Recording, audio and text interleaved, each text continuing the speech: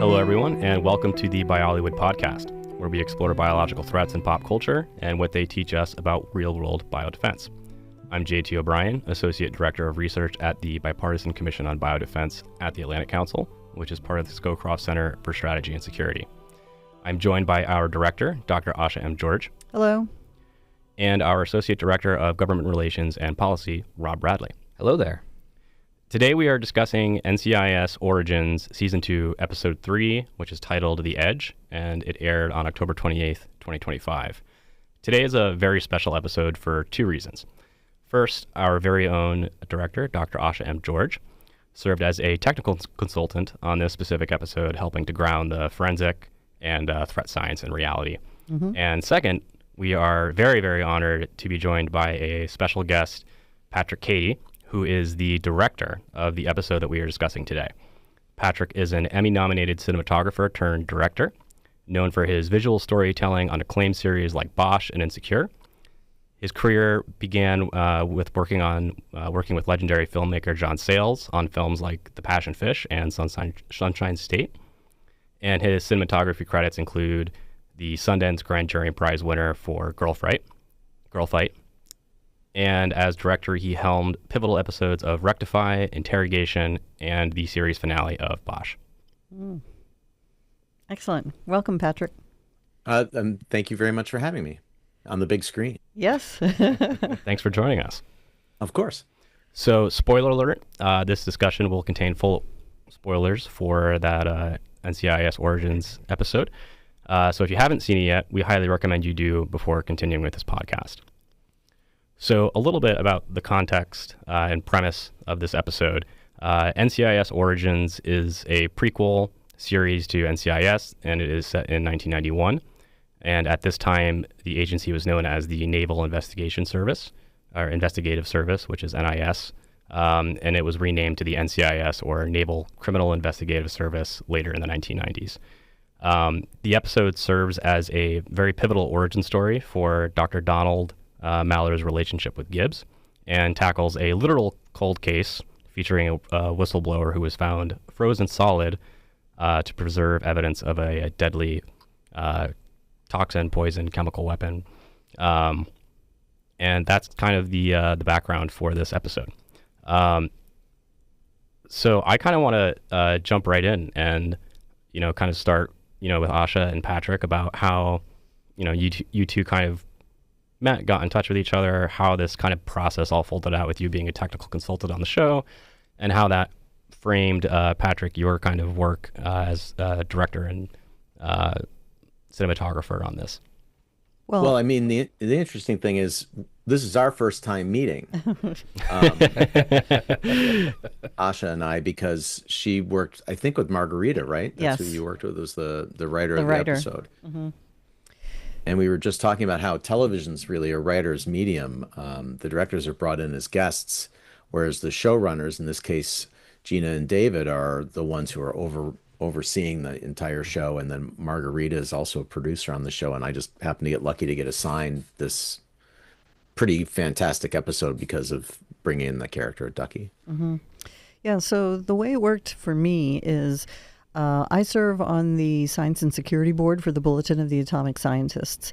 And there are various entities in the country that try and help filmmakers, directors, and so forth, writers, connect with scientists to inform what they're writing or check what they're writing and check what they're trying to accomplish, to make sure that they're not, unless they really want to be, that they're not doing something that's so unrealistic that everybody, or at least everybody in the community, the scientific community, goes, that's so wrong. And, the reason that, certainly all of us watch these things, the reason is you don't want to put out a really great episode and then have everybody say, wow, it's so sucky in terms of content, and why didn't they take the time to at least talk to somebody? You don't want that. It doesn't have to be 100%, scientifically accurate for every beat of the entire story, but you do want some understanding of what the community thinks, and then it gives the writers an opportunity to say, well, is it realistic could we do it this way? How would you do it? What do you think? How do you think something would unfold? So I'm connected with the University of Southern California's program in this area, and occasionally they call me and say, hey, so-and-so's doing such and such thing with this episode. Are you interested in talking with them? So that's how I got connected. And then for this particular episode, it wasn't just the writer I spoke to. It was the entire writer's room. It was a whole huge group of people all asking questions. I'll say that it's the first time since testifying that I've had that many people coming at me with all these different questions. And there's a lot of energy about it. We talked about everything from vaccines to what happens with toxins and what's the difference between a chemically derived toxin and a biologically derived toxin and what happens in the body and all of that. But I'll also say they didn't realize that I watch all the NCIS shows. So we got into this thing where somebody said something and I said, no, Gibbs would never do that. Gibbs would do this. And then there was another part, he was involved in Desert Storm. That character was. Mm-hmm. And so I'm a Desert Storm veteran. And so we started going down that path as well. I know. And in fact, I worked with not NCIS, but the Army's version.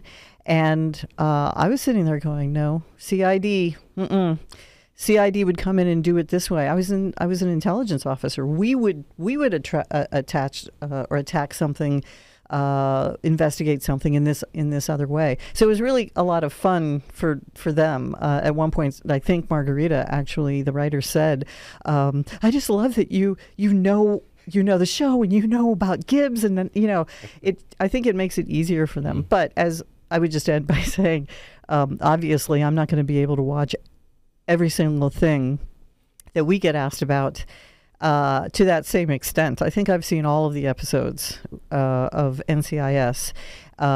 Maybe not every version in every city and every place that we're doing NCIS.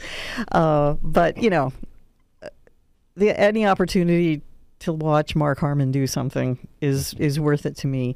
And that cast really, I think, did a great job of starting the series, but then also I think the very fact that we can go now backwards in time to look at Gibbs's own origin story speaks volumes for how good a job that cast did. It doesn't feel like this whole separate thing about some separate person. And the directors have something kind of to go off of. Not that I should be commenting on the director's role here, but that's how it happened with me. Now, JT, you asked me earlier, or you mentioned earlier about the script. Yeah. I have never gotten a script from anybody's television show, and I don't necessarily need one. The way it works instead is they have either written or are in the middle of writing a script. And they will ask me very, very specific targeted questions about, is something practical? What would it take? And then we have had some chats and arguments about, okay, that is not realistic. Mm-hmm. I'm saying it's not realistic, and they're having to say, well, that's true, but we cannot cover up the face of the star of the show. And I'm saying, but they would die. They need the personal protective equipment. And they're saying, and we understand, but we cannot do that. So, I'm wondering Patrick, how do you square that? I mean, I know it's important to see the face, but at the same time, or some of those, similar things, how do you deal with that when you have, like if in this case, in this episode, if it had turned out that you had thawed the body as happens, but then imagine a case in which the body in real life would exude the gas. Yeah. And but yet you have to make sure that you can see the cast.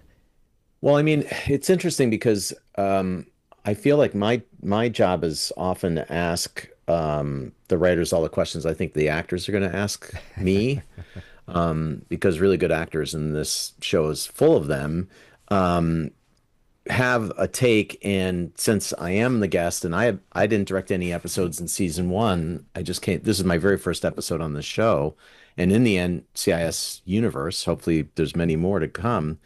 Um, I just finished a day of shooting on episode 10 for this season.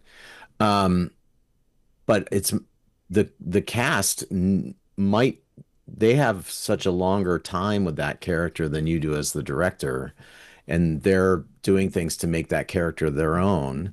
Um, and you have to come to the writers when you read the script. If something strikes you as odd, like in the case of if there had been a case where a body was off-gassing something and suddenly people just rush into the room, you would need a ticking clock so loud that they would put themselves in danger, or something like the audience knows this is a problem, but the character doesn't. That kind of thing. Like you would need, and I feel like it would be my job as the first audience member to that script, to point those things out and say, like, beyond the scientific community, anyone watching is going to go, well, wait a minute, what's going on here? Because that's really the first wave I'm looking out for, is the general audience. And I'm never assuming I'm smarter than the audience. If it bumps me, I assume it's going to bump the audience. That's a great point. And I'm curious, do you have the writers ever kind of taken a note from you like that and gone back and tweaked the script at all, or updated it to reflect that perspective? I mean, in this particular show, it wasn't really an issue. In other episodes of other shows, I worked a lot on Bosch, and the fun thing that would happen there is we would often have action sequences written for a space that had yet to be found, and then you find the space, you go there, and I have a long-standing relationship with the writers on that show because I was the cinematographer on it and then transitioned to directing. And so, like, we had a shootout in a parking garage that was different slightly than written, but what you do is you go there, you work it out with your team. Then I would give them very dry bullet points of what I think the action would be and why, and how you could, any good sequence, especially on a TV show where you don't have the budget to you're not going to compete with a car chase from Ronin on a TV show. It's just not going to happen. So you have to keep everything really connected to the characters and keep the stakes high for the characters, so the audience is still feeling that adrenaline rush. And then maybe there might be one or two shots that are really expressive or really make you jump or really make you feel like they're being spied on. But you have to really keep everything related to the characters, and the characters, there's this adage of for a good story, you chase the main character up the tree, then you chase them further up the tree. Like, you think they're in trouble and then you just make it worse and then see how they get out. And so sometimes the realities of your schedule or your location, you might go back to the writers and say, does this track for you? And you describe it. And then there have been some instances where I've written very dry. You don't want to step into the pool of the creative writing, but very dry plot points of like, okay, this is going to happen, then this will happen, then this will happen. And then they translate that back to the script so that when the actors get the script, it matches what's going on, what we're going to shoot. That's really insightful. You mentioned in your response to Asha's question that you were kind of coming onto this set with NCIS Origins, where this universe has existed for a while. This was your first episode. These characters existed for a while, and it's doubly complicated because the actor who played Ducky had previously played the younger version of Ducky on the original show. So he's coming into this with years and years of kind of being in that headspace. How was it navigating that, as opposed to Bosch, which sounds like you'd been steeped kind of with the writers, with the actors, you were more familiar with that environment, kind of being airdropped into this, at this point, in my opinion, storied franchise, and having to kind of get yourself familiar with that universe and direct it. How was that, especially with the navigating the actors? Oh, I mean, Adam Campbell, who played the flashback version of Ducky in the original show, and the rest of the cast, they're really fantastic. That cast is really wonderful. And then, giving tribute to David McCallum, who has passed away. It was exciting that we were going to get rights to use his songs in the episode. So for homework, I went back and rewatched all of the episodes that Adam as young Ducky were in the main show, just so I would see how he had been playing playing him, so that when I was prepping, I was kind of getting myself mentally prepared for how I thought he might approach the part. And then, the great thing about working with wonderful actors is a lot of your job is really minor. I feel like the way I've described, especially making the transition to directing from shooting, is an actor is like a rock climber going up a rock wall. And the script, and there's a thing called a tone meeting that you have with the creators of the show before you start shooting, and you go through every scene and you ask real practical questions, but you also ask these emotional questions like, okay, well, even though this scene is mostly these two people talking, it's really about the third person who's listening. It could be something like that. So that you, in the heat of battle, of having to make a complicated day, of shooting everything out of order, you go back to your notes from that session, and you'll know kind of which route you want that person to take, or all the people in a big scene, where the points they all should be hitting based on the showrunner's desires. So what you'll do is and then there's the physicality of like, how are they going to walk around the room, and how are we going to photograph that where it looks interesting and doesn't take us longer than it should. And so that combination of how do you do it efficiently and still make it interesting. In the beginning of this episode, how do you hit that moment where we take David's actual hat from NCIS and put it on Adam's head in a nice shot. So I'm thinking about those things, and then I'm thinking about performance, but I'll usually give as few notes as I can, see what the actor is bringing. And then I always feel it's like to go back to the rock wall, if they're a little off the route, I just want to give one sentence to one person that puts their toe hold in exactly the right place for the little bit they're missing, if that analogy tracks. No, that makes sense. So and that's what's so exciting about directing is working with actors and responding to the emotional way they're taking the text. And then you might be in a scene, like let's say I have a scene with, you and Asha, and I'm on Asha, but I want her to respond like angrily to you. I might give you a note to be a pain in the ass to her. And then just as a good actor reacting, she'll then give the difference in performance. So it's really fun. Gotcha. Fun job. What a far-fetched scenario that is. Sure. Before we move off of this, I do want to say I felt some extra pressure on your behalf and on behalf of the whole cast, because this was a huge opportunity, not just to honor David McCallum, because you could have just flashed up the obligatory in memoriam for, at the end. There are people in this country who remember watching Man from U.N.C.L.E. in the first place, and they remember David as a young person, and not just how he looked, but how he behaved.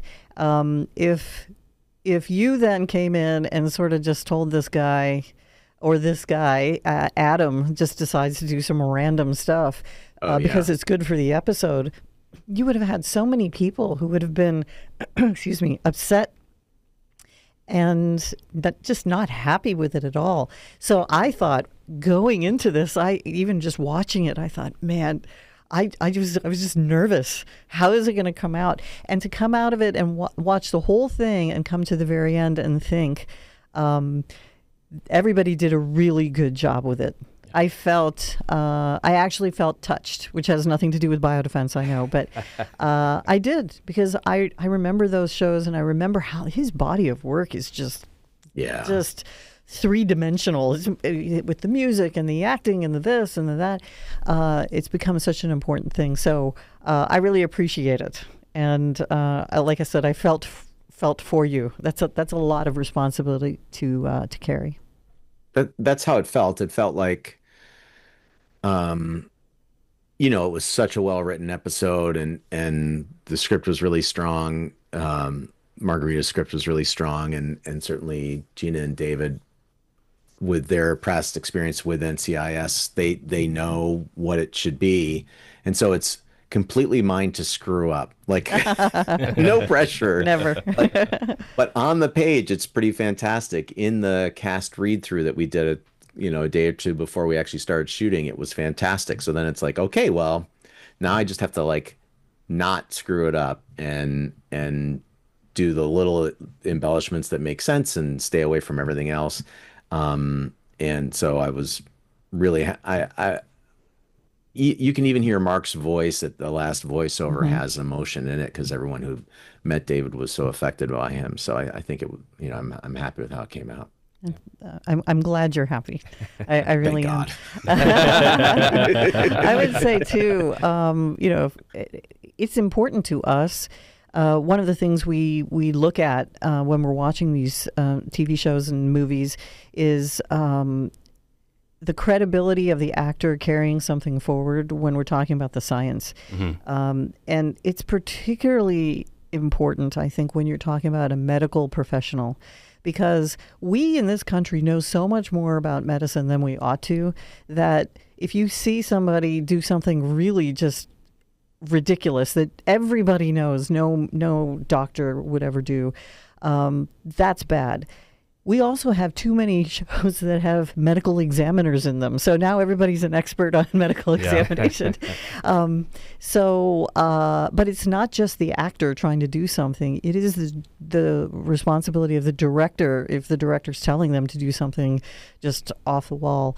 I thought that the way Adam performed and the way he was directed by Patrick was really well done, especially considering we also have all of those other episodes of NCIS with David, portraying a really good medical examiner.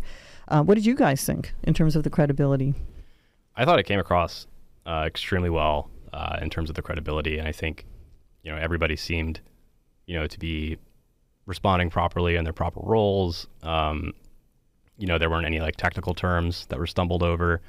I know sometimes that's something that we notice with actors if where a technical term will be mispronounced or something like that. None of that in this episode.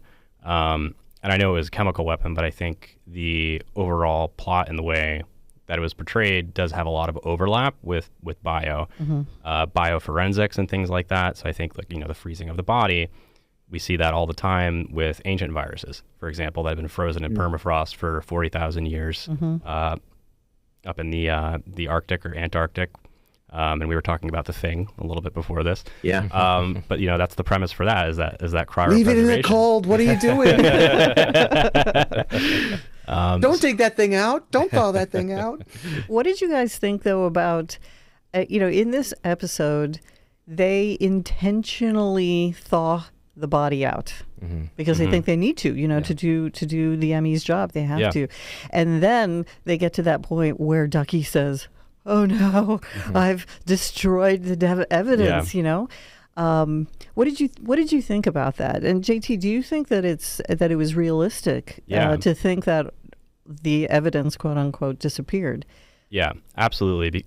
Thawing any biological material is an extremely difficult process that you have to undertake carefully to preserve the sample. If you do it too quick, the sample gets destroyed. You do it too slow, the sample gets destroyed. So putting emphasis on that, I think like that was really cool because that is realistic. Even when we're pulling things out of permafrost, we have to be very careful about the thawing methods, because if you thaw it, too quickly, those crystalline structures that are created by freezing will just break rather than going back to their original form if you thaw it too quickly. If you imagine thawing a piece of ice super fast, it's just going to kind of disintegrate. Right. But as opposed to it being over a longer period of time where you can kind of retain some of the original characteristics of whatever it is you're thawing. So I think that was a super cool component, and I think that was really great to emphasize. Well, and I think it's interesting that, this show takes place in, 1991, I believe? Yes, 1991. And so I wouldn't necessarily blame a criminal investigation for not immediately, seeing a body in a freezer and not immediately assuming it's a chemical or biological agent. Now, of course, going in to watch this, as soon as I saw the body, I said, "Oh no! Why don't you have PPE on? Put her back in the freezer until you know what you're dealing with." But back in the freezer. But obviously, any law enforcement investigating that scene isn't immediately assuming that it's a Saberni threat. And we've had that happen in real life, where law enforcement will take biological samples and put them in a paper bag. Exactly. And send them off to forensics, and then forensics is like, "I don't know what to do with this because you put it in a paper bag." Yeah. Or even with antiquities smuggling. Mm-hmm. The federal law enforcement agents are there with some museum person, right? They found something, somebody's stolen or smuggling something, and they just take out a crowbar and they're just opening stuff and peering in. And after COVID, they might have the surgical mask, but that's it. And here we are concerned that smallpox has gotten into a mummy and the mummy has decomposed, and so it's not unrealistic. Exactly. I agree with you. Exactly. Even now, it's not unrealistic. So as much as I felt terror as soon as I saw the body there, for the people in the room, it was completely realistic in my mind that would be how a criminal investigation would proceed, and that your focus would be on thawing the body out to determine COD. I think Ducky, Patrick playing Ducky, the actor playing Ducky, did exactly kind of what I would expect from someone in that position. And frankly, kudos to them for figuring out as quickly as they did that it was a nerve agent as soon as they thawed the body, because that I think that demonstrates kind of the higher end of aptitude in those scenarios. Might have taken longer under other circumstances. What about the porcelain tooth? How do we feel about the tooth? This is what I'm super curious about. So I don't know if the tooth would have been sufficient to preserve it, but it's a clever. That's the only thing that I could think that would, in that situation, that a regular human would have in them. Like I don't see any other way she could have preserved it better. Well, I think I don't know if, and again, I don't know if the porcelain tooth would work. Right. But if something works, it would be along those lines. I personally thought it was better to do something like that than to have. We've seen so many things where the person who's been affected conveniently has a vial of whatever it is in their hands, and then somebody comes along and goes, "What was halfway this? Through? What's in her hand?" We should run some tests on it. Yeah. I think that like tying it to the porcelain tooth made it plausible. Yes. And it made it believable. And I don't think the average, like even myself as a scientist, I'm thinking, is that possible? Is it not? Yeah, I had to go look it up. Yeah. I had to go look it up. But I also thought, what I thought was cool about it is we do have an understanding that porcelain is porous, right? So you can at least imagine that something could get into it. And then, not sure about the chemistry and the freezing, but maybe that has something to do. So it was plausible enough not to make you stop and go, ugh. Yeah. We're going to change the channel, or this isn't a thing. It's at least somewhat grounded in reality compared to what we see in the more fantastical side on some other shows that purport to be grounded in reality. What did you think about it, Patrick? Well, it's exactly like, it's the exact question I was so curious about speaking to all of you, was like, because, it was I felt like the only thing that might help that it would work is the sense that they're in this refrigerated container that it would keep refrigerated or very cold. And we did have a discussion in prep about the temperature it would be at and if you would need to have steam coming out of their mouths. Interesting. And then the problem is, like, even if we want to have steam coming out of their mouths, now it's going to make like hundreds of shots be either CG or the actors are going to have to do like Dr. Zhivago and wear little cages with chips of dry ice and then like nothing, or you're going to have to drop the temperature and work in a place. Yeah. But that thing is so small, we built an interior set where we could pull walls of it off so we could get cameras in there and stuff. And so we decided to, that it made, and it makes, I guess, ME sense that it would be cold, but not, they need to thaw it out, so it wouldn't be so cold that you'd see your breath. and so then the only thing you're counting on, which is a common push to get past something like this, is accelerate that action. But it's interesting because in the scene, there's this emotional moment before the realization that this could be there, and that is time, right? So you have to hope that it works well enough purely on a script point, because I can't have him, we can't have him have the idea looking at the computer and seeing the data and realizing what's going on with what killed her, and just rushing and having the answer there, because it's much more emotional and it's a better scene for the character of Ducky to feel he's completely failed and then have the idea in the moment and have planted it in passing, but strongly enough that when it comes back up, the audience isn't like, wait, he never mentioned the tooth before, and he does. Yeah. But like those little, like that you planted the breadcrumb early enough, did you plant it well enough? And then, but it is the exact thing I was so curious to talk to you about, because I was just now listening to you. I was like, oh, so yeah, like it can't be a pin in her leg or something that wouldn't be porous and wouldn't absorb it, right? Like, it's interesting. It's and an it would interesting never problem. have gone into the filling. A filling is metal or something, right? So why would it absorb that? But Patrick, I think in this, if I'm not mistaken, in this episode, we don't find out what the agent is. We just know it's a nerve agent, correct?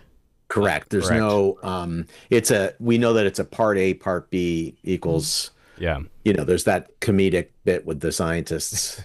Which I think is grounded in reality, because when Kim Jong-nam, Kim Jong-un's brother, was assassinated with the nerve agent, it was a part A and part B.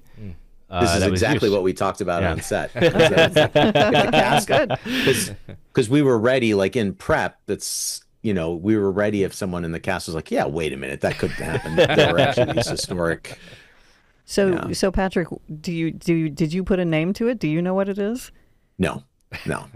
It can.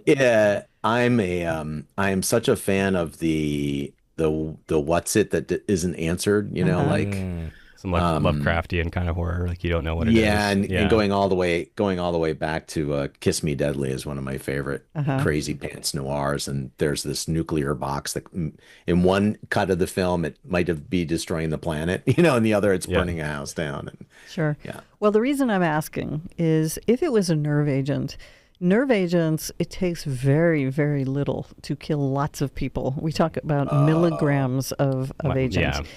Now, this is different because that's the case with biological. It's not necessarily the case with all chemical. And we've got it coming out of a tooth and, all of that.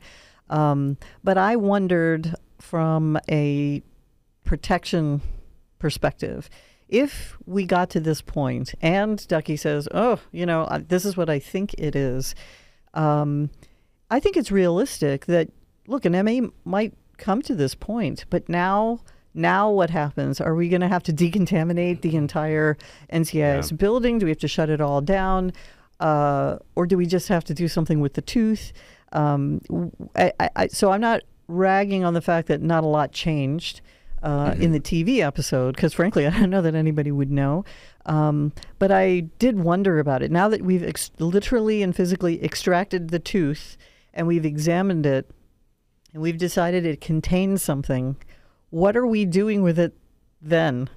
And what are we doing about, how would we know how much came out? And is it on a surface somewhere? How are we deconning people? I would say the only interesting thing that in the script helps out is the idea that it gets destroyed by a certain temperature. Yeah. That's room temperature. So that's kind of why I felt like it's okay for Kyle Gibbs, for Austin to be holding it in the end in a petri dish, because it's at room temp, and we know, because we have the roadmap to how it was built. The scientists have the roadmap to how it was built because of the files.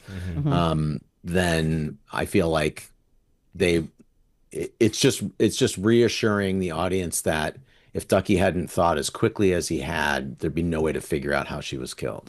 Was that a deliberate decision then to have it kind of be destroyed at room temp so that you wouldn't have to reckon with some of the questions that people might have had? That's interesting. I don't know if Margarita thought of the advantage, if the writers thought of the advantage of that, because, it is that procedural episode thing that's very tricky to always pull off realistically is, we're being misled in one direction and then you find out that the killer is someone else and then boom, end credits, right? Like it's, race to solve the crime and then solve the crime, some kind of interpersonal thing with the characters that's going to keep going for the next episodes and credits. So, my guess, the thing that I thought was so interesting is that moment of him at the computer, seeing how it's been designed and knowing like, oh no, we'll never know if this is really the case, that this is what killed her because I've thought her out. And then the aha, like, and the sense of it being like, oh my gosh, at the very last possible moment, they chilled it on ice and sent it to the lab to get looked at. And then you kind of don't want to, on a storytelling part, you don't want to start answering questions the audience isn't asking by like having them in bunny suits, having them in the such a high level of PPE that the audience is like, wait a minute, what's going is this going to come back later in the season? Or right. Yeah. I also think making the agent unknown serves a dual purpose or dual use. To use biodefense terminology. One, from a storytelling perspective, gives you a lot of freedom to do what you want with the agent, which I think is important and incredible to do. If you look at something like this versus something like The Rock with Nicolas Cage and Sean Connery, they specifically name it as VX. Yeah. Great movie. I love that movie. That is not what VX looks like. That is not what it does. Wait, it's not fluorescent green? Yeah. And conveniently in a ball, right? Doesn't it come in a ball? Yeah, it does not come in a ball. Really cool. But really cool, storytelling devices. Had they not named it as VX, there'd be no problem there. So I think, from that perspective, it's really cool. And then also just from a realism perspective, a lot of the times we're not going to know what it is. Attribution for chem and bio and everything in between, like toxins and things like that, is, it's not 100%. And you don't necessarily start with something labeled correct conveniently for you. It goes exactly this way, the way it did in this episode. Exactly. So I think that was a super strong point of the episode. The only thing I thought was missing on this point is that even in the 90s, no matter how much NCIS would not have wanted to do it, they would have had to call the FBI and hand over that specimen, and it would have killed Gibbs to do it, or whoever, Mike, I guess in this case, to do it. Not necessarily for this particular story, but I did think it like, they would be so irritated. I'm sure that happened off screen. We didn't have to see it in the episode. The episode does show some interagency tension, a little bit, which I think is realistic. I will share with you guys, when I was talking with the writers, one of the things I said about Gibbs is, like I said, we know he was in Desert Storm. He was a Desert Storm veteran. We were worried about nerve agent use. I took anti-nerve agent pills. We were doing all kinds of stuff. So he would know. And I thought it was important that he not stand there and go, what's a nerve agent? Or, I don't understand. Like, he would understand probably as much as Ducky would about the idea of a nerve agent and what it could do and how it might be, how it might be used for assassination or to attack a large group of people. I thought that was important, and I think the actor portrayed it just that way. He didn't look shocked and astounded, or even particularly scared. I also think we forget a lot, because we focus so much on the investigatory aspect of NCIS and how great an investigator he is. But he was a gunny. He was a gunnery sergeant, which is not an easy thing to accomplish. He wasn't a private somewhere. He had risen and was considered a subject matter expert on his, in his own right. So I think, again, a gunnery sergeant would be fully aware and understand what a nerve agent was.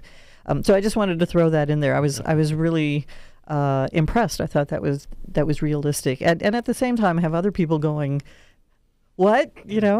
No, this is weird." But I agree with you. I mean, getting back to the point, JT, I think from an attribution perspective, this is how it's going to start, and this is the data that people are actually going to have. Whatever Ducky was able to get before everything warmed up is it, and that would actually be the start of yet another investigation, whether it's NCIS or the FBI or Naval Intel, if it gets handed off to Naval Intel. This is the beginning. So it's so important that they do the best they can with what they have, but this is all they're going to have. I thought it was really realistic. Yeah, and I completely agree. And I think showing that realism helps to correct a lot of, incorrect perceptions of responses that we have to some of these events or threats. Mm-hmm. It's not going to be like the Wildfire Tiger team in the Andromeda strain. It's not those aren't the capabilities we have. We don't have a wildfire lab. So I think, portraying that I know of. Yeah, there might be one. Fingers crossed. You got to hope they're calling it Wildfire too. Oh yeah, they have to. There's no choice. They're locked into that way. Yeah. Along these lines, though, Patrick, especially given your experience as a cinematographer, I'm curious for your thoughts about how to depict this kind of like a biological threat or a chemical threat on screen, because it is invisible. Nuclear weapons, you have a nice mushroom cloud that you can show a shot of on screen or something like that. With bio, I feel like it's a lot harder to elicit that fear out of the viewer. I also feel like that kind of does translate into real life, where people are probably more afraid of nukes than they are of bio because they can't see the bio threat necessarily. So I am kind of curious, just for, like how you would deal with that cinematographic, if that's a word. Challenge, yeah. Yeah, I mean, it's funny that you mentioned The Rock, because it kind of the only thing you have to show anyone is a prop. Like for this episode, that prop is at the very end when they arrest the person who did this, right? The killer. And there were a lot of conversations about what that prop should look like, and because if a fan freeze frames on that image, we want them to see that we put the effort in, and we, it matter. Those little details matter to us. So we went back and forth, and I pitched the idea of almost like a clear poker chip case, but more secured, and a real definitive part A and part B and different test tubes. And I mean, the amount of conversations and discussion and looking at different things for this thing that is on screen for an end montage in like 2 shots is the core of filmmaking. But it's so important. I've heard about it. We do all we all do pause, and we're looking, also looking around in the background to see what's there. Because we've also seen the opposite, where the cup of coffee sitting in the Game of Thrones shots, and like you don't want that. And I think especially for folks from our background or whatever background, it is actually kind of exciting to do the pause and then to see how far do they go with this? Is it right, or do they just go down to CVS and get something and it just looks weird? But it was perfect for 2 seconds. And I think it also conveys that you care. Yeah. Somebody cared enough to say, okay, let's just do it. Let's do it right. Yeah, I mean, it's also it's the right versus what reads quickly to an audience too, and if you trusting yourself as that audience. As the director, you're always kind of putting things through your own viewership. I say filmmaking is very strange because you are making the art, but you're also making the museum that the art is displayed in. So you have to be the architect, the artist, and the audience all at the same time, out of order and under pressure of like, you have to get this much work done by this amount of time, otherwise we can't afford to do it.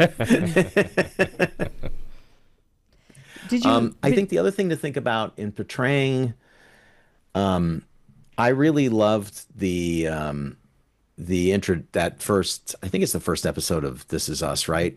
Where, and I haven't listened to that episode yet, but The Last of Us. The Last of Us. Sorry, yeah, sorry. This is a very different show. Very different. But when you establish a character as a leading expert, and a lot of the good zombie movies do this too, where like the leading expert's like, oh, we're in trouble, and that's the only thing you can do in something that you can't see until it starts affecting people, is to properly establish someone as an expert. And there's no better way than to have a military might show up at their door in the middle of the night and haul them out of their house and take them somewhere secure and show them a body and then be like, oh, well, I want to go say goodbye to my family now. It was nice knowing you, planet Earth. I think that's because you're right. It's a tricky thing to portray. It's different than someone pulling a gun in a room and pointing it at someone. I mean, I imagine you're leaning a lot more on the acting ability of those who are essentially portraying the symptoms of the biological agent. I mean, obviously there's some makeup work, some VFX that you could theoretically use to show visible symptoms, but I'm thinking about the Omega Man in particular, people, asphyxiating in the streets and dying. The acting was not, let's say, A+ back in the 70s. But, I think that you're kind of hoping and counting on the performance to help sell the threat because it is invisible there. And I wonder how you talk to the actors ahead of time when you're talking about that sort of thing. Well, a lot of times it might be a little thing about just taking the time. The trickiest thing about, I mean, I don't even know what the trickiest number one thing about acting is. It's a ridiculously insane craft. And then to do it surrounded by a bunch of people with a bunch of equipment in a room that doesn't really exist.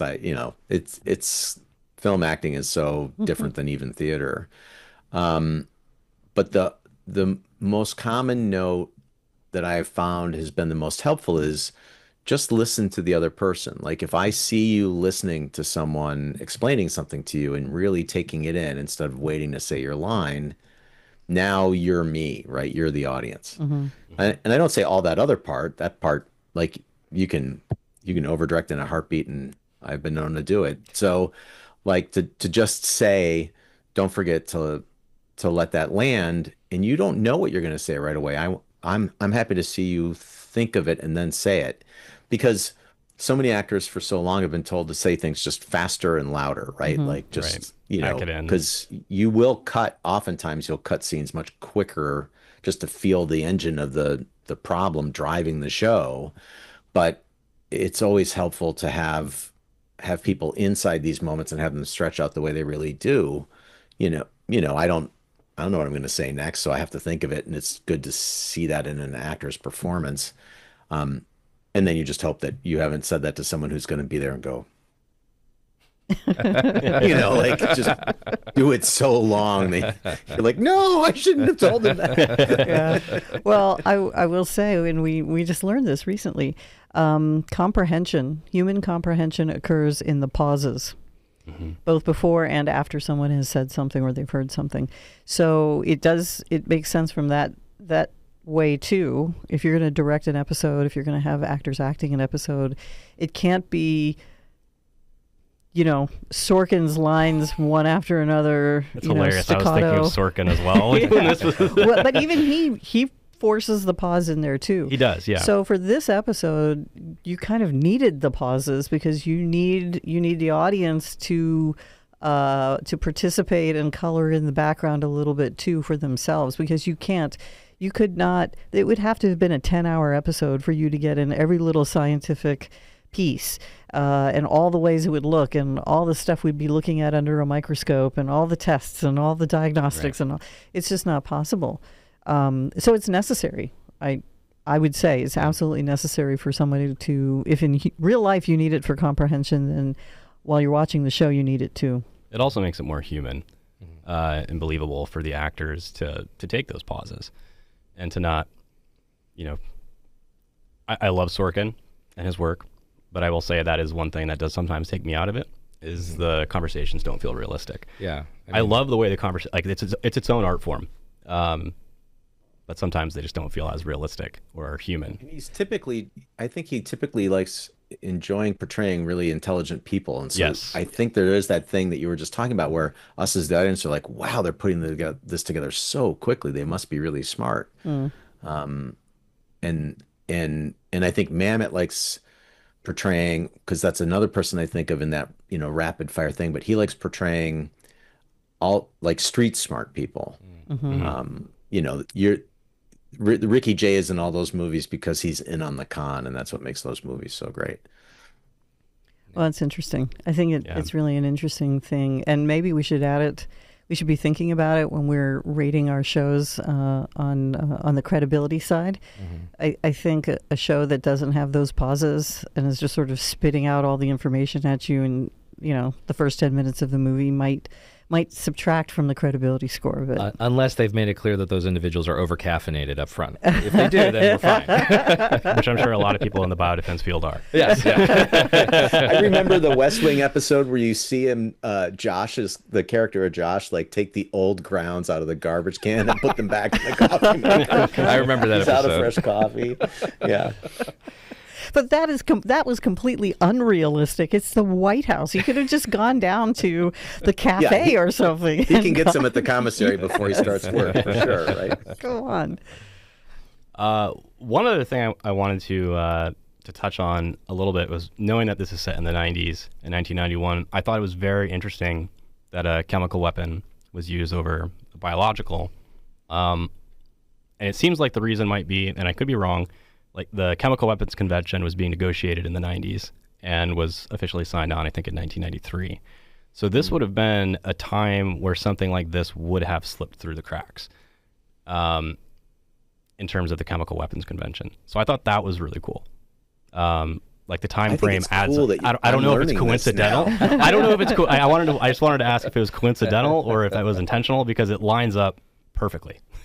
I mean, date-wise. I mean, at least it's an explanation for why no character said, this is not in accordance with the Chemical Weapons Convention. Yeah. So I just thought that was really cool that it lined up that way. I mean, for me, I had no idea until just now.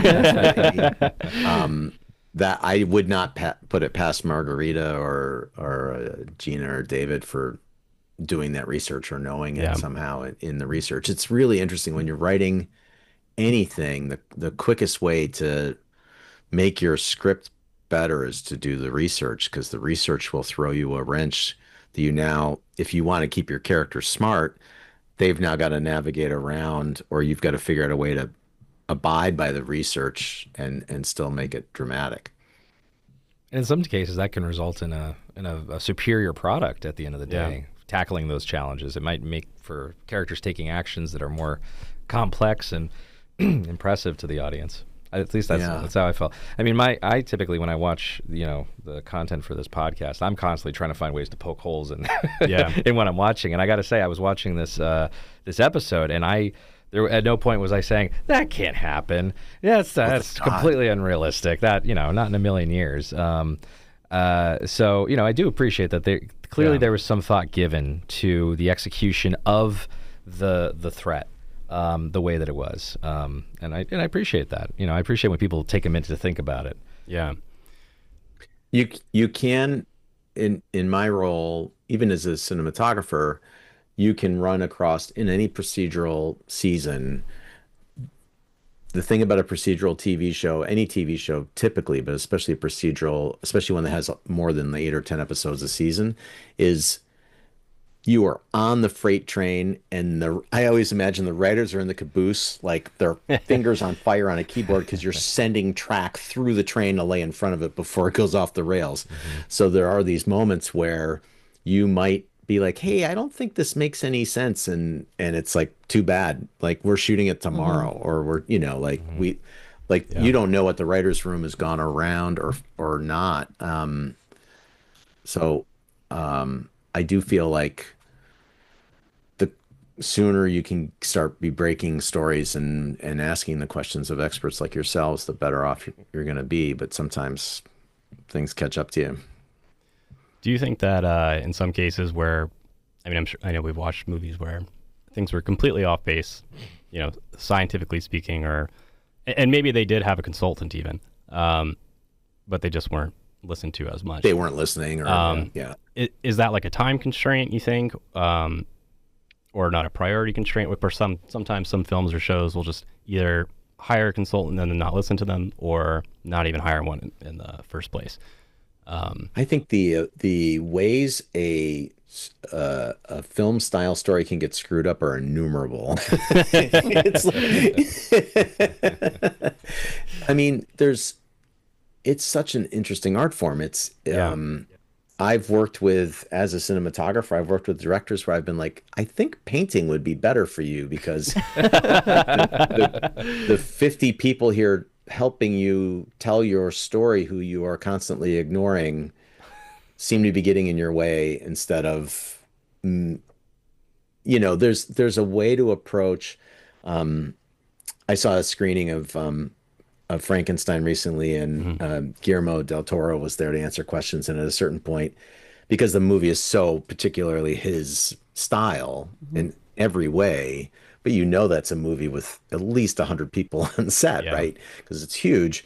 And he's like, well, it's a military operation of joy. Like, he's trying to get on set the vibe of, these are the guardrails, this is what I want the story to be, but please bring me your best version of this story. And I always say on set, like, no is an answer. You know, I'll go to my cinematographer, having been one, and say, hey, can you shoot these two shots at the same time? And please feel free to say no, because that's an answer, and we can move on from that answer. Like, I don't need to be right. I just need to know if we can do it or not. But I think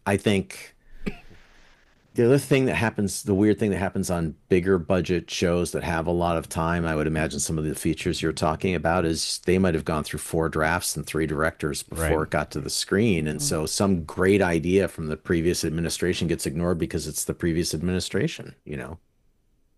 Similar to politics. Yes. As soon as I said previous administration, I realized who you were talking to. Hit close to home. Sorry. But you're not wrong. You're not wrong. Sometimes it's just, you know, if it's affiliated with a different name, it's not considered. So, and I think there's even been shows or TV or movies that we've watched where we've said that it seems like this went through a lot of hands, because there's a lot of ideas in here. Some of them are kind of disconnected. Or not explained super well, but sometimes, you know, you can tell, like, this went through a lot of hands. It was not the fault of any one person necessarily in particular. It was just the bureaucratic process of and now you're getting a compilation of compromises. I mean, I remember when I saw Alien 3, I was walking home by myself from the theater, and I was like, well, Fincher's a fantastic director. You're just so confused. So many writers in that opening credit sequence. I know what happened. Yeah, I think that film is a perfect example of just how, you know, that kind of changing of hands can have an impact on the film at the end of the day. Because I had the same thoughts coming out of that film, knowing Fincher's awesome, this cast is awesome. Yeah, what happened? Then you look at how many writers there are on the credits. Exactly. You're like, oh, that's what happened. Exactly. And then you wait 10 years later, and then the documentary that tells all comes out. Yep. Well, I hope that Patrick gets to direct an episode that uses an actual biological agent in the future, and that he will call us for our input on that. No, I have to say, I thought this was very interesting from a biodefense perspective.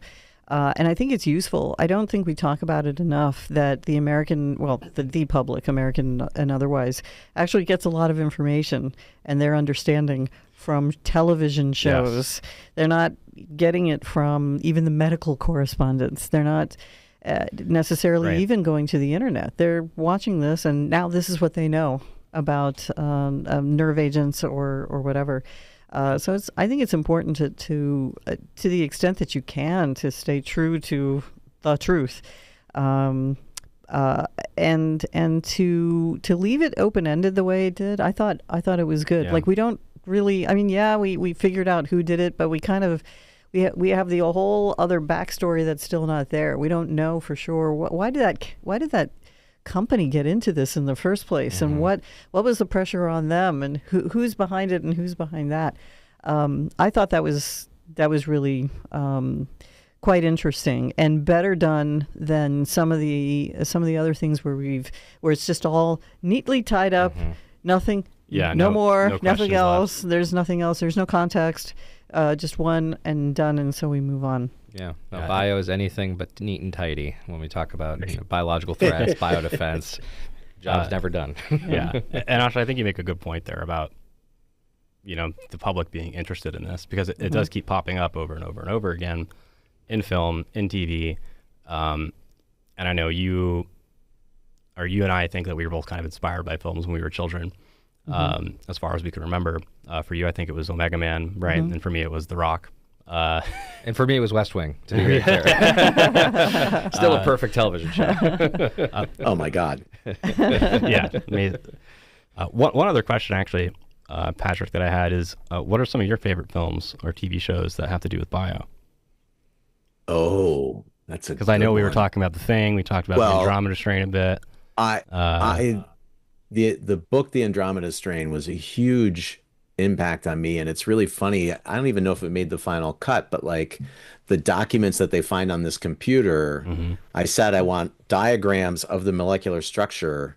And they brought back samples that were accurate to the 90s. I'm like, no, they should be like 70s typewriter, like I remember from the book, The Andromeda Strain, when I read it, that'll, even though it's incorrect, we think of the 90s as being so long ago. I think it'll be okay to see on a computer a very flattened out, because the accurate thing would be like three-dimensional molecular models. I'm like, no, I think it's kind of like, Star Wars looks like the future because it looks like the past kind of thing. Yeah. So, I was like, no, let's make it really flat. So that's another one of those.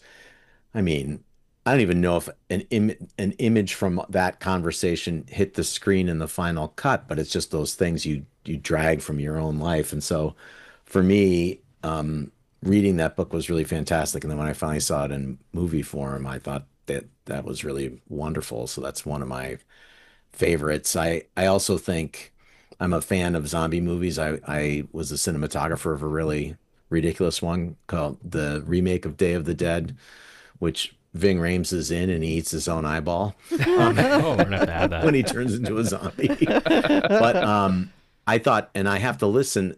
I mean, this is an ad to listen to your podcast because I saw that it's in there. Like 28 Days Later is smart because you get the beginning of the disaster twice. Yeah. And that's the best part of most of those movies, that sense of dread and the thing getting out of the bottle and escaping into the community is terrifying. And that's, we often go to movies to see the things we don't want to talk or think about. And I thought they were so smart to do it twice, right? You see it happen and then you see him experience the aftermath. So you get the reveal twice. So those two are up there. And that movie is so well made. By the way, I believe there was in fact an image of the strain on the computer at the end of your episode. I think it made it there, and I think it's really cool that you insisted on having it be something older, because I could see, 1991. You're not necessarily guaranteed to have the most up-to-date schematics for something, right? Especially if it's an illegal activity, right? Yeah, well, that was my thinking too. It's like they didn't hire a graphic designer to help them with the model. They just needed the information down. Yeah, and they did it in Microsoft Word. Yeah, no, that was very well thought out there. Really I think it was that. Word Perfect back in the day. Yeah, exactly. Corel Word Perfect, right? Corel. Good old Corel. The first time I met John Sayles while working in for Sarah Green, one of his producers, I had to teach him how to use MS-DOS and Word to write scripts, because he was switching from a typewriter to a computer. So that's a very fond section of time in my mind. And again, not that long ago. No. It really right, isn't shockingly that long not that long ago. The Pentagon still uses DOS for logistics. Let's not talk about that. That sounds like a really good topic government to keep systems. going on. Okay, JT. Shall we Okay. rate it? We can if you want to. Let's go ahead and rate it. I can leave if you want to do it without me here. No. You can. You should weigh in if you can, Oh boy. or you can recuse yourself. I will recuse myself now because Well, you have anything to other than top marks. You have to recuse yourself on the rating Direction for the category. direction. Yeah. Okay, so then the first category would be relevance to commission recommendations. I think there was a lot with respect to attribution and things like that we kind of talk about maintaining samples and things like that. So I think there's a lot there. What other topics did you guys pick up on, or recommendation ideas? Something we talk about very frequently is at what stage in a criminal investigation when you realize that it is a suburban threat, and how do you realize it? And then, talking about that handoff, like we discussed, that probably happened off screen afterwards, bringing in the bureau to get a sample of it so they can go off and try to do the attribution piece. That's still something, we talk about a lot, that, these investigations are not automatically deemed to be a biological threat investigation until you realize there's a biological threat. So that, I think, is quite pertinent to the piece. Yeah, I think that was really accurate, the idea that you don't know what threat you're dealing with at the beginning. Mm-hmm. I thought that was just brilliantly executed. And So I agree. I think the episode addresses our biological attribution or just attribution recommendations. I thought it addressed the need for inter and intra-agency partnerships. There's this whole question at the beginning, why is Ducky there? Well, we need to evaluate whether you need your own ME office. We don't want an ME office. That wasn't just about, or maybe we do, but we're not sure, and all of that stuff. I know from working with law enforcement that why do we need an MD sitting in the middle of our space? That's realistic, and we do talk about interagency, interprofession partnerships. There's no way to address biological threats without that. And it's hard. It's hard for the public health and healthcare community to see law enforcement walk in, or the intel community or whatever. So I thought it addressed that pretty well too. I thought it did a good job of addressing our recommendations on the Department of Defense, Department of War, I guess now. What's DoD's policy? Do we need a review of that policy? Some of it seemed like it was from, even the 60s in this episode. There were little glimmers of that in the writing. So it addressed that recommendation. I think it did a good enough job of implying that, soon we're going to be talking about medical countermeasures and whether we're dying and all of that. We addressed that too. So I would give it a 5. JT. I thought that they did a pretty good job of, not that they knew about our recommendations, but they did address it. Yeah, which shows how important they are if other people are thinking about them in this context. So I think a 5 is a good score. I agree with that. Scientific accuracy would be the next category. Again, I think this one did very well with, the plausibility of things. So I would definitely give it higher marks than we've probably given some of the previous ones. Mm-hmm. I think part of the reason the scientific accuracy is better is because it was simpler and because there was ambiguity about what it was. Mm-hmm. And that's also realistic, so I think it is, I would give it high marks for this. I would say a 4 or a 5. I'm just not sure about the porcelain tooth. Yeah, I can't give it a 5 on That's such the a question, porcelain. right? Like, you can't not address, like, well, would it? Like, it might. I took a half point off for the porcelain. Okay. Not because it was wrong, but because I wasn't 100% sure, and you're not 100% sure that. But I am going to give a half point back in the next category for the imagination, because I do think it is imaginative. Well, Asha, let me ask you before you say your rating here. Do you think that the episode accurately reflected the input that you offered up to the writers? Yeah, I think so. even on Yeah, you're the technical consultant. What I thought Gibbs would do. I do. I think I could tell that they seem to have listened. Of course, I don't know what it was like before they talked to me. It might have been that way the entire time, but I didn't feel like I was. It was ignored.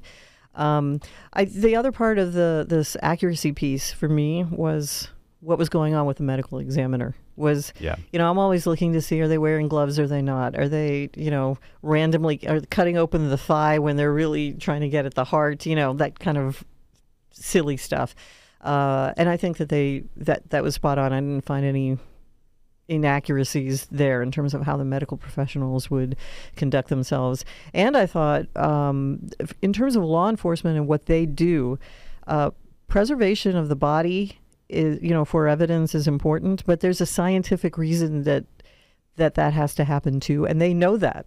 It's not just, hey, we need to, box up the body and stick it somewhere because we need the evidence. They know that there are tests, there's specimens to be gotten, etc. And so I thought that they adhered to that as well. Okay, so you think a 4 or a 4.5? I gave it a 4.5. Okay. But you're the technical expert consultant on it, so we're going with yours. You know the technical stuff too. I a 4 or a 4.5, but okay. I'm having difficulty finding something to drive it down. Yeah. Okay. 4 or 5 then. Yeah. What do you think? I think that's fine. I agree with JT's assessment. I think, for me, what usually drives down this category is asserting something that is just completely out there or factually incorrect, and leaving the ambiguity kind of helps the episode to a certain extent, because first of all, it allows the viewer to fill in with their imagination, which I think is a very strong goal of all filmmaking and television. It's, allow us to use the theater of the mind to fill in some of the gaps. I will say it's going to haunt me for at least a week or two about what that company was trying to do with that nerve agent. But that's okay. That's my problem, not your problem, Patrick. Well, they were obviously trying to sell it to somebody. The question was, did somebody ask them for it? But if it's a profitable seed company, why do you need to sell nerve agent? There's a whole other story about that owner's drug problem. There's a ad somewhere in there where. Well, maybe I'm with you. Why is he doing all that? Maybe they'll bring you back in season 3 to do the follow-up episode on his motives and his partners overseas. I will say, for a seed or pesticide company working on a nerve agent does line up, because pesticides are smaller scale nerve agents, as they said in the episode, which again I also appreciated. Yeah, so I thought that was again just a super great, super great call out on that. So I would go 4 or 5 on this. Yeah. Okay, sounds good. And then the next category, which I alluded to, is scenario development, and we also kind of call this, Patrick, success of the imagination or creativity. Oh, cool. Because we often in biodefense and preparedness see failures of the imagination, and in determining what people can expect or think about. For example, during COVID, no one thought asymptomatic transmission was going to happen because a failure of the imagination. Because it had never happened before, right? Or it had happened infrequently before. Exactly. So how much does the scenario actually push those boundaries a little bit forward? I think, so again, like I said, the porcelain tooth, I think success of the imagination is true there. And the cryopreservation piece, I thought was really creative from a forensics angle. I think we often see these, biochem things represented in television, but we don't often see the investigation side. So I thought that was a really strong point, and I think they did it very creatively. Yeah, I think that was well done. This isn't directly related necessarily to bio scenario development, but I did appreciate how much of the action and the acting took place in that refrigerated space. You're kind of keeping the victim and therefore the threat front and center. At least the viewer realizes that at the end of the episode.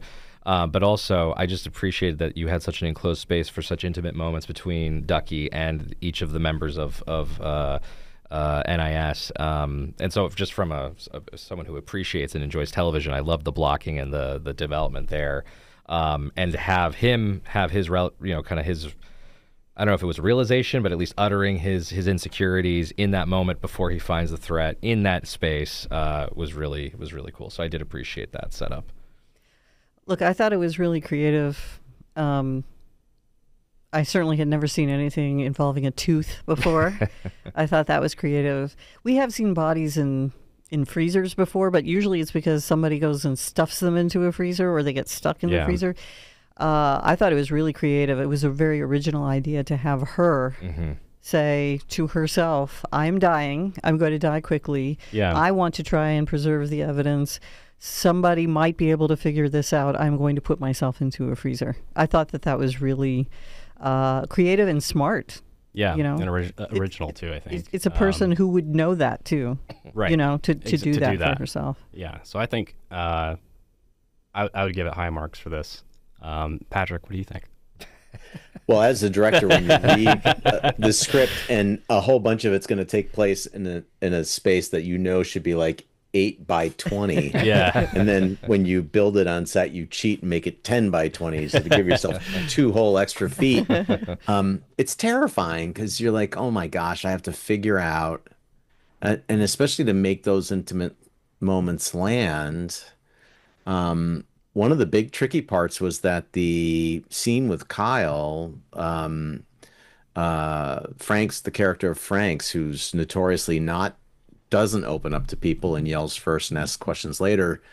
They're having that, there needs to be room for him to move in the space, and then they have to have this really heart to heart, which makes sense as written, as beautifully written, where he would not do that if he was looking at Ducky, but because he's not looking, because he's treating the head wound, like that helps him open up. But they're doing it all next to a body. And you have to have the audience forget that the body is there.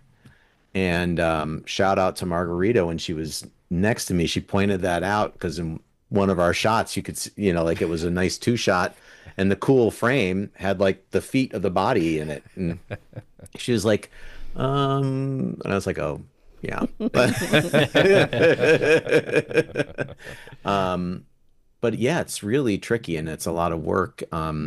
Big shout out to the crew and the assistant director and the cinematographer, Kia and Kevin, to help me figure out, because then you also have to schedule the work in there, and it's like, okay, we're going to pull this wall, and then I have to figure out the blocking in such a way that we can knock out. I think we shot everything inside that container in a day and 2/3 or something. It wasn't not a lot of time. You have 8 days to shoot the whole episode, so and also to build the right amount of time so the actors can give you those performances, because they're not just expository or you know, they're emotional performances, and you have to believe them as 3-dimensional. So I'm going to take a recording.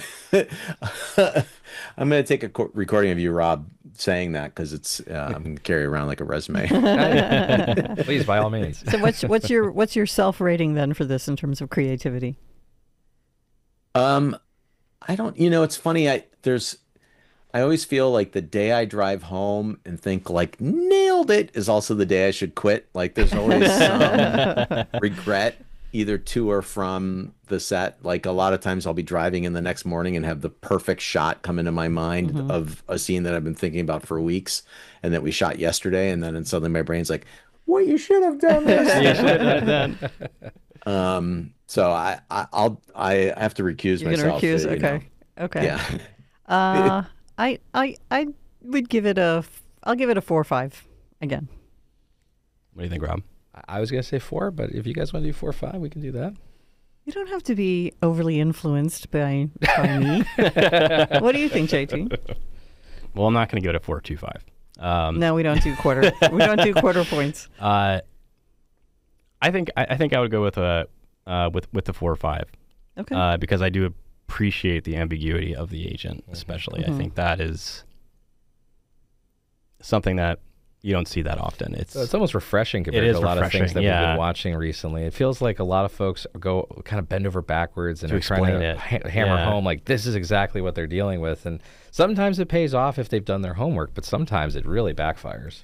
Right. Like, I mean, I know we keep going back to The Thing, but you don't ever know what that thing is. Yeah. That's why it's called The Thing. Yeah. And that, you know, that kind of ambiguity, I think helps a lot with success of the imagination. As much as I do love The Thing, there was that one scene with Wilford Brimley where he's like, the computer is estimating how long it'll take for the whole world to be infected. So that's one of the... For me, it's the pencil, right? He puts the pencil in his mouth at a certain point, right? That is like tapping the body. Or, yeah. Am I remembering that right? Yeah. I mean, even classics have their faults. They do. Yeah. I will say, too, with nerve agents, when you see that oftentimes in movies and TV shows, a lot of the time it's an assassination attempt or a successful assassination, and you do wind up starting with so and so was stabbed with such and such. Look, it's a nerve agent, and that's where you start. Whereas this episode didn't start with that; it kind of brought you into it later. And I appreciated that they just assumed that it was strangulation upon seeing the bloodshot eyes. Because why would you think it's a nerve agent? I mean, No, most law enforcement, first responders, even people in the ER, even today, won't recognize that will never be their first. Yeah, you need a specific it's not diagnostic, symptom. right? Yeah. Correct. I mean, if that's what you're doing, if you're trying to diagnose somebody on the basis of physical, they didn't have a chance yet to even extract Visual a criminal, examination. A blood sample or a other clinical sample. What else are they going with? And why would you go from eyes and maybe some bruising directly to nerve agent? Exactly. You never would. So I think that was good. Okay. 4 or 5. 4 or 5. Okay. Next category, entertainment value. I will say, as someone who has not watched NCIS in the past and didn't have any attachment to this whatsoever, I thought it was extremely entertaining and actually did make me want to watch more of the show. So I think that is high praise, Patrick. Yeah, that's good. I actually would second that too.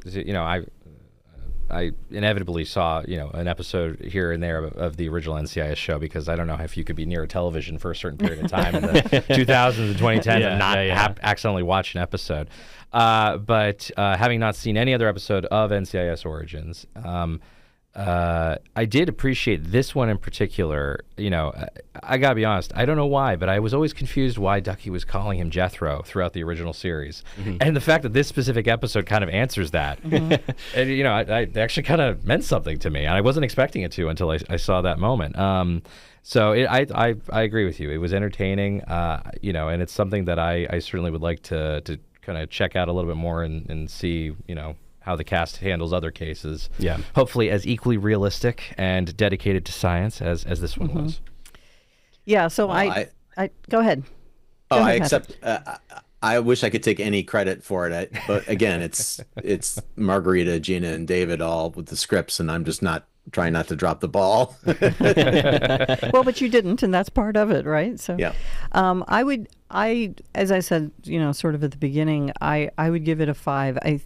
But for a lot of reasons. For me, yes, there's the television show, this episode. Then there's the fact that I, unlike Rob and JT, have seen so many of those. I've probably seen all of those episodes. So there's that, and I've seen some of the others, in Louisiana and wherever else.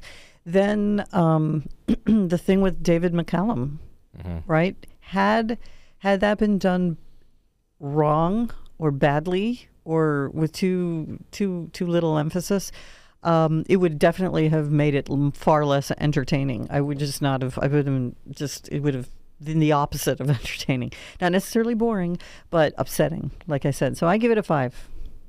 Okay. Yeah, I think a 5 as well. Yeah, I think that's warranted. Yeah.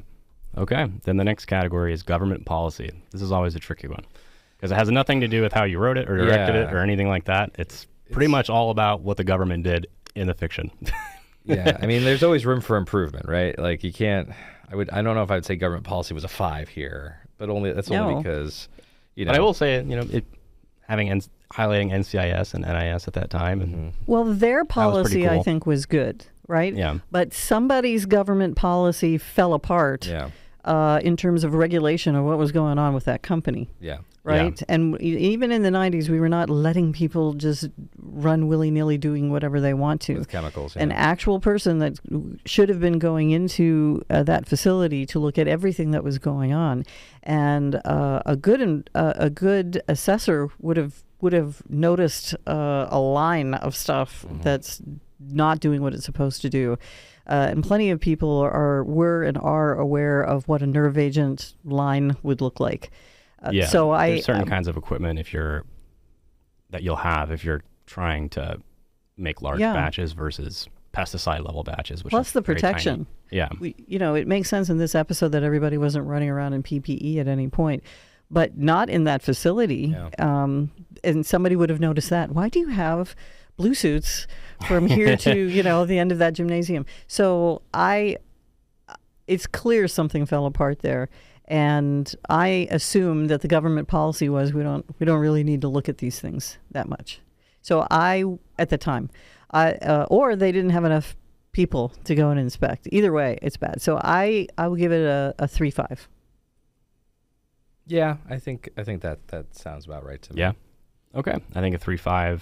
A 3.5 sounds good. I was gonna say 3, but after thinking about it a little bit, I'm gonna give it the extra half point for the. Was there something specific that brought you to a 3? No, nothing specific. The reason I elevated it to a 3.5 was because of the connection to the Chemical Weapons Convention. Because that was pretty cool. I was shocked when I looked it up and I was like, oh, these are the same dates. Yeah. So I thought that was cool. So I think 3.5 is good. So our next category is portrayal by the actors. I don't think there was no complaints on my end. Patrick, any complaints on any of the actors that you want to call out publicly? I can say with no level of BS that this cast is a really wonderful cast to work with. They feel like a team off and on camera, and that's really I hope the show runs for a long time, because that's a really special thing to kind of grab in a bottle, where you can tell the cast likes hanging out with each other, and then they feel like a family on screen. So you want that, like, there's the push and pull, and as written they're going to annoy each other, but in the end they would always look out for each other, and I feel like the cast is like that in real life. I've been ridiculously lucky in my career with the actors I've gotten to work with. From Bosch to Body of Proof, like I've Cold Case, I've worked with really, really great actors. So that's been lucky. 5. I mean, the only comment I would have is I wasn't entirely sure the dog was depressed. I was just going to say the same thing. There's this thing I heard just the other day, that when they hire like dogs to portray wolves, they often have to CG their tails, because dogs are so happy to do what they're being asked that their tails are wagging all the time. So that, like, when the dog's supposed to be growling and being angry, they often have to nowadays, like, not make it look like they're happy and want to go play. But Patrick, okay, I have to ask you because you saw the thing. Yeah. The dogs in the thing, we were really freaked out by those dogs. That one in particular that one, was so... It was like its own character. It was. Yeah. Was that a cinematography thing? Like, it's editing. Yeah. So it'd be interesting. Like, you have a great director in charge and an amazing cinematographer who goes on to shoot some small movies like Back to the Future, and so they could use several dogs. Like sometimes, I don't know if they did on the thing, but sometimes if you have a lot of work with animals, you'll just hire several of them, and in one scene you could train 4 dogs to do different beats to that scene. That's not the case on Origins. That they have one hero dog that plays Gary Callahan. But also I know that visual effects artists, because there's certainly some parts, and you can kind of tell where it's a puppet that then splits open and all those horrible things happen. But I think they did have a relatively realistic dog at some point that wasn't really a dog, that was a model. So I don't know, but I think the shot you're talking about there's probably a trainer right next to the lens, and they're just and then the smarts of cutting the right performance to the right reaction, and you're just, as a human being, you're like, that's not right. Yeah. Okay, so 5 for portrayal by the actors. And then the last category which is grouped together, is direction, production, and writing. In the past, we had split these out.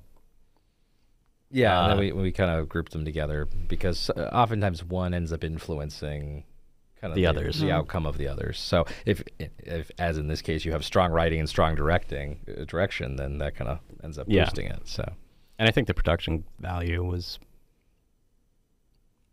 a lot higher than I thought going into when I went into watching this as it being a television show.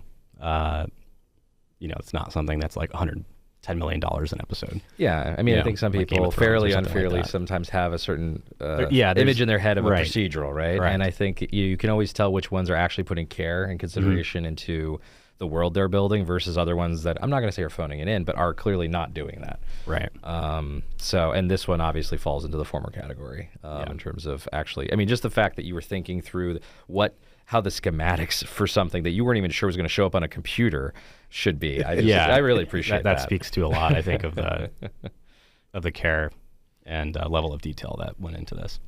Yeah, and I had a team listening and wanting to help me do it. Like that's the thing. It's like as a director, you're the guest to the show, and so you could pitch something like that and then be like, "Oh yeah, we'll get right on that," and they just do whatever they want. That's not this team at all. Like they're really like, "Oh, what do you?" And I was trying to find like a PDF of the original softcover book that I grew up reading to show them, but then they just showed me samples and you pick it. But and some of those things that we're looking at and fine tuning right up until the day before we're shooting them.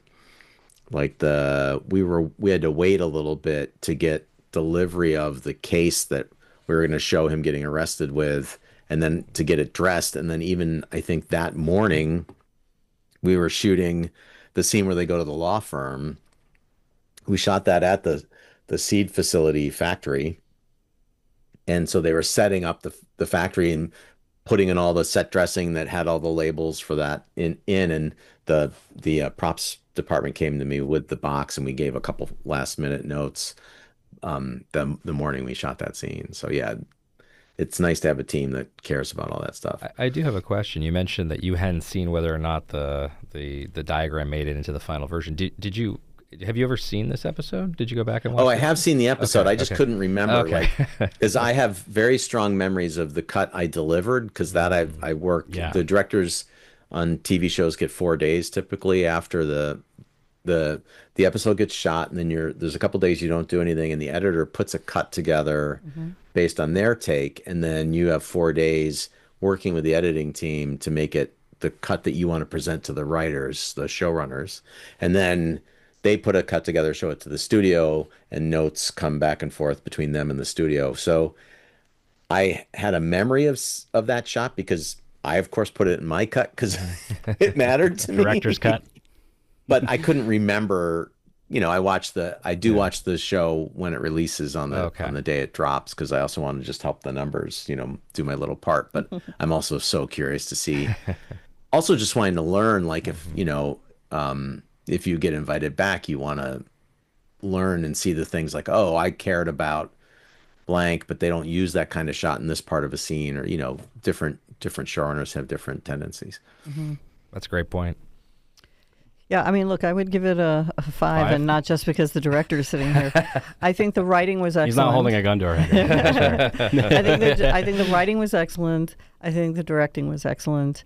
And production, what's interesting to me about this is you can't, even if you wanted to, even if you had an unlimited budget, you can't go bananas with huge production value, because why would that be the case?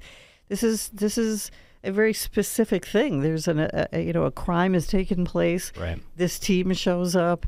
They're not going to be doing the Tom Cruise thing and running out of stuff and jumping out of airplanes. And it just, if it had been that way, I would actually have subtracted something, because then how realistic is that? It's not. I think everything that needed to happen with production happened. And there were some other cool things in there too. So I give it a 5. Yeah, I to be honest, am not. I don't normally gravitate towards procedurals. It's just not, as I've gotten older, it's not my usual cup of tea. But this show in particular kind of surprised me in a positive way, and I think that a lot of that is owed to the actors and the acting. A lot of that, though, is also owed to the writing, the direction, and the production. Yeah. Okay. One shout out I'd love to give whenever I get the chances for hair and makeup and the stunt performer who played the victim, because that was also something that we had many meetings about, and then tested things, and like how much, even discussions of like how much frost would be in someone's hairline for how long, that kind of stuff. Well, I have to say, now that you brought it up, we have seen many things where the makeup is so, first of all, it's so make-uppy that you can tell they just slathered something on somebody. And then there, you can also see sometimes there's a disagreement. Somebody wants the person to look even more gruesome because it looks better, but scientifically speaking, it just wouldn't be that, big a deal. You just wouldn't see that much. Even in this case, this person is exposed to a nerve agent. Her skin did not melt off of her bones. Right. Yeah. But somebody might have wanted to do that. Come on, it would look better. So. How did you know the very first thing I pitched? No. You walked in and you said, I want Raiders of the Lost Ark. That's right. My face is melting. Unless the eyeballs fall out of her head. And into her mouth, apparently, yes. Okay, so a 5. Let's give it a 5. Yeah. Okay. Unless you want to give it something else. No. I'm completely in agreement on the 5.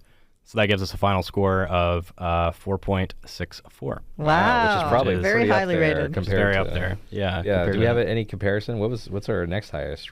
Oh, I don't have it in front of me. Okay. I think we gave like, I know in the drama, Aliens franchise. Has anybody ever gotten an actual 5 across the board? I don't think so, because government policy is usually bad.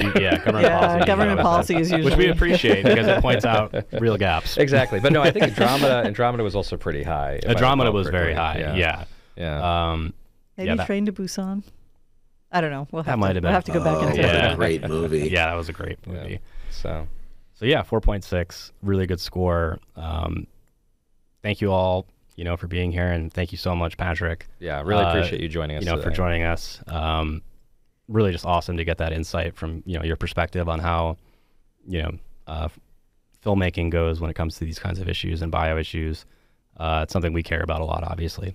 So we really appreciate it. Thank you very much for having me. Yeah. Sure.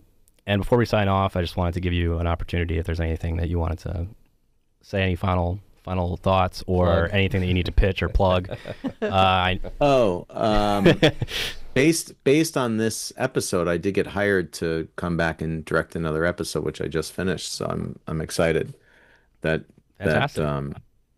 it worked. And, which episode? Can you tell us which episode it was again? 210, episode 210, which I think isn't coming out because of the Olympics. I don't think it comes out till March. Gotcha. Okay. We'll keep an eye out for it. We'll watch. Sure. Yeah. Please do. Okay. Well, I think, look, thank you so much for joining us. I know, you're as busy as everybody else is, but we really appreciate it. Yeah. Oh, it's really fun. And listening to your podcast, because I was so, initially you're like, wait, it's a podcast about what? And then now I got to listen to a bunch of episodes. So. And Patrick, I have to ask you, and I know this is a podcast and most people are listening, but has anybody told you that you look like you're related to Robert Redford? Thank you very much. I have gotten that occasionally, and I appreciate it. My parents would be very proud. And I would like to say that I'm proud of my staff, and my male members of the staff are not rolling their eyes. I think it's true. It's an observation on my part. Oh, thank you. That's very sweet. I appreciate it. I need to be thinner, and then I might have a better chance of working with Robert Redford. Not at all. Not at all. Yeah, well, thank you so much, and thank you, Asha and Rob, and thank you for everybody listening, and we hope to see you next time. All right. All right. Thanks so much. Thank you. Thank you.